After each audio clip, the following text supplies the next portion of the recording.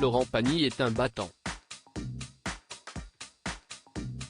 Un mois après l'annonce de la récidive probable de son cancer dans 7 à 8 sur TF1, le chanteur est revenu sur son combat contre la maladie sur le plateau de 20h30 le dimanche, présenté par Laurent Delahousse.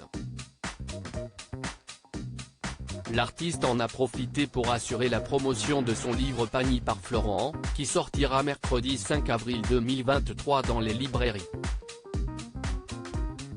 Dans ce dernier, le musicien consacre un passage à Johnny Hallyday, son ami de scène.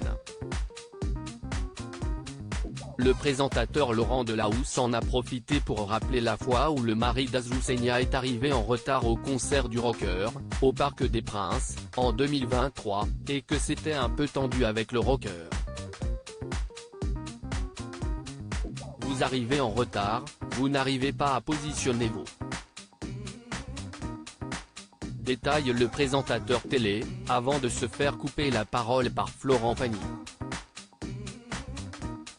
Ça s'était passé bien avant, a-t-il commencé, avant d'ajouter qu'il avait déjà eu l'occasion de chanter avec le défunt mari de Laetitia Hallyday et que l'exercice n'était pas toujours simple.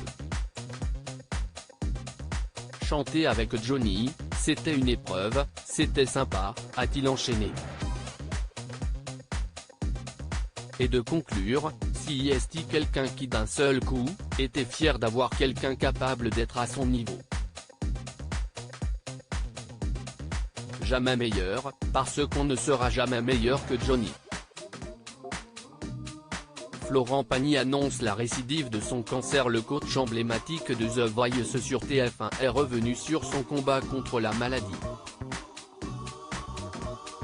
À 61 ans, Florent Pagny a confirmé sur le plateau de 20h30 le dimanche, la récidive de son cancer. Après une rémission en 2022, un nouveau ganglion est apparu il y a quelques mois. Ça avait super bien marché, si est juste que j'ai fait un peu le con pendant 4-5 mois et il y a pu avoir cette rechute qui est arrivée il y a 1 mois et demi, a-t-il confié à Laurent Delahousse avant d'expliquer le cycle de l'immunothérapie. Ce que j'aurais dû prendre un peu plus à une valeur de 4 mois et moi au 5e mois, une nuit, ça s'est déclenché, j'ai toussé toute la nuit.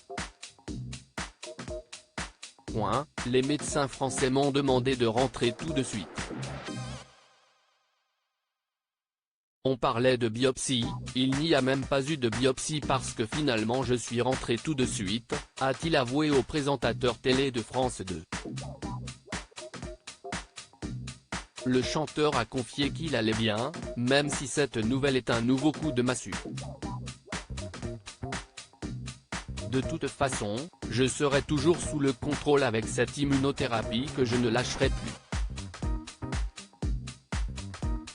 Je ne ferai pas 2 fois la même bêtise.